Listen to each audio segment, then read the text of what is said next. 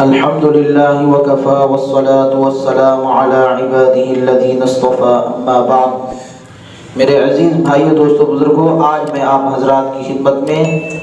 امام بخاری رحمۃ اللہ علیہ کی زندگی کا ایک انمول واقعہ پیش کرنا چاہتا ہوں۔ امام بخاری رحمۃ اللہ علیہ کے جن کی کتاب کو اس امت کے اندر وہ درجہ ملا کہ علماء کرام نے فرمایا اصح الکتب بعد کتاب اللہ، کتاب اللہ کے بعد جو سب سے صحیح کتاب، اللہ کے کلام کے بعد جو سب سے صحیح کتاب ہے حدیث کے ذخائر میں سے، وہ صحیح البخاری ہے۔ امام بخاری محمد بن اسماعیل بخاری کی جو کتاب ہے وہ سب سے صحیح کتاب ہے، اس کے اندر کوئی روایت ضعیف نہیں ہے۔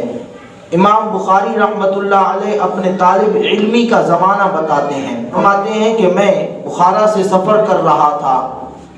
فرمایا کہ علم کے سفر کے لیے میں نکلا، میں روانہ ہوا۔ پہلے دور میں کشتیوں پر سواری کی جاتی تھی دور کے سفر کا، تو فرمایا کہ میں ایک کشتی پر سوار ہوا اور اس کشتی پر سوار ہو کر کے میں روانہ ہوا۔ اب بہت بڑا قافلہ تھا، لیکن اس قافلے کے اندر ایک ڈاکو تھا، اور وہ ڈاکو اس طرح نہیں تھا کہ لوگوں کو لوٹنے والا، یعنی زبردستی لوٹنے والا ڈاکو نہیں تھا، بلکہ ایک فن کر کے لوگوں سے پیسے نکالتا تھا۔ فرمایا کہ وہ سب کے پاس جا رہا تھا، ایک ایک بندے کے پاس، اور ان کو کہہ رہا تھا کہ آپ کے پاس کچھ پیسے ہیں۔ پھر اسی طرح دوسرے بندے کے پاس جاتا اور اس کو کہتا آپ کے پاس کچھ پیسے ہیں۔ پھر تیسرے بندے کے پاس جاتا، اسی طرح۔ فرمایا کہ وہ ڈاکو میرے پاس آیا اور میرے پاس آ کر مجھ سے پوچھا کہ بتا تیرے پاس کچھ پیسے ہیں؟ امام بخاری رحمۃ اللہ علیہ فرماتے ہیں کہ میرے پاس اس وقت 10,000 اشرفیاں تھیں۔ تو میں نے اس کو بتا دیا، میں نے کہا کہ میں جھوٹ کیوں بولوں، میں اس کو سچ سچ بتا دوں، یہ پتہ نہیں کس وجہ سے مجھ سے پوچھ رہا ہے۔ تو امام بخاری رحمۃ اللہ علیہ نے اس کو بتا دیا۔ وہ شخص ایک طرف چلا گیا اور ہم سفر کرتے رہے۔ بڑی دیر گزرنے کے بعد اس شخص نے کہا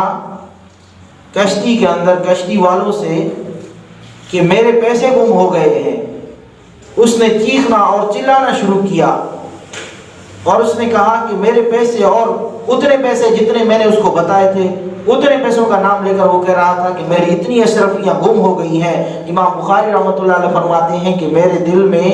یہ بات آ گئی کہ یہ شخص میرے ان پیسوں کے خلاف کوئی چکر چلانا چاہتا ہے، یعنی ان کو حاصل کرنا چاہتا ہے، لیکن میں اس کو ویسے تو نہیں دوں گا،